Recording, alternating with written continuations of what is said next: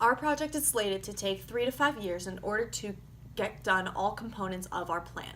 1, build a new high school. 2, build a new elementary school. And 3, renovate the ninth grade center into an athletics facility and community performing arts center. According to the North Middlesex Regional School District, which had a similar plan of building a new high school in their district, it took about 29 to 52 months to construct the new building. However, the added time of our predicted 3 to 5 years comes from the actual voting process. Holding town hall meetings and school board meetings will be necessary in order to get public support and the money that we need to start the project. Though getting the money to start the project seems like a big obstacle, we believe that we can overcome this because we can pull from government funding since Springford High School is a public school district. Because we go to a public school, much of the money we'll need for this project will come from government funding. The school board has also been very successful in the past, raising money for other projects such as the addition to the high school and the new football stadium. Although this will be a heavy expense on our school district at first, we can replenish our funds by renting out the new performing arts and athletics center to private companies and organizations. Another portion of the money will come from the sale of the 8th grade center and the land that it's on. For our project, we've chosen to use the feeder system, which is where students from certain elementary schools are sent to specific high schools. This would be easy for our school district because the elementary schools are already districted based on location.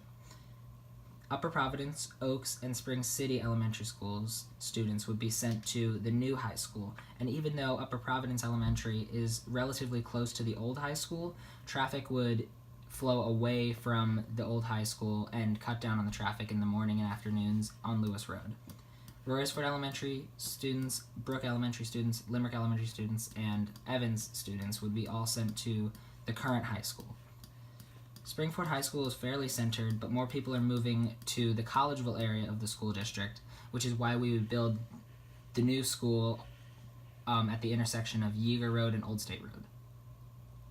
So the reason why we have chosen this specific location to actually build the new high school is due to many different factors. First of all, you have Yeager Road here, which is already a major road used by residents of the Springford Area School District to get to school. And this way, Yeager Road will have the traffic flow pull away from Lewis Road. All the residents who would go to Upper Providence, which is fairly close to the high school, usually come from up here. And instead of traveling to the left to go to the current high school, which is up here, instead of traveling across Lewis and causing all this traffic, they will come across, take Yeager all the way down, and come to the new high school here. The only obstacles that we face with this area as our choice is we have a daycare center and there's a small elderly living center right next to it. However, if you see the proportion of land that we have here, it shouldn't cause any conflict due to noise or anything like that, because keep this area in mind and compare it with the area that is needed for the Springford Senior High School. Like that, it is more than enough room to have a high school that is just as big as the current Springford High School. Also, this will be close to a major road. You have Black Rock Road, which eventually turns into 113 up here. So just like Lewis Road, we have those major channels that people can use, but it will split the traffic. So that problem will be solved by choosing this specific area to use it as the land for our new high school. Why should we build a new high school rather than just adding on to the current high school that we have?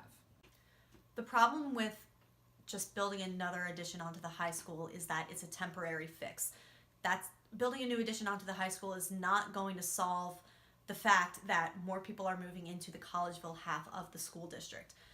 It will cost more money actually than our project to build a new addition, because we will just have to continue adding on and adding on and adding on, and over time that's going to be way more expensive than just building a new high school.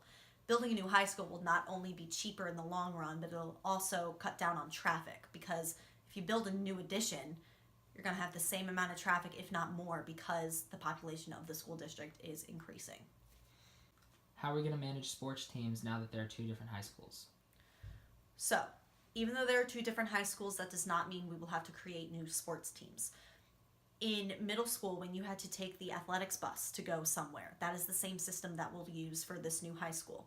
After school, any athletes or anyone participating in a musical or band after school, they will take a specific bus from the new high school to the current high school, which is about a 10-minute commute, if that.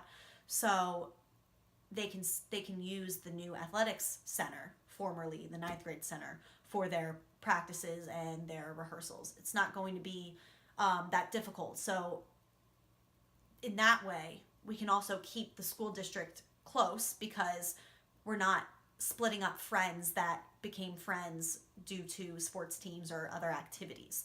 They'll just have to take a 10-minute bus ride to after school practice, and instead of starting at 3 o'clock, they'll start at 3:15. So in the current Spring Ford Senior High School, there's way more than enough administrators. And the number of administrators is pretty indicative of just how many students we have in the school district. It's too much. You have your respective house principal, you have the overall principal, and you have more than one guidance counselor for each grade, and then more than 2 secretaries for each grade.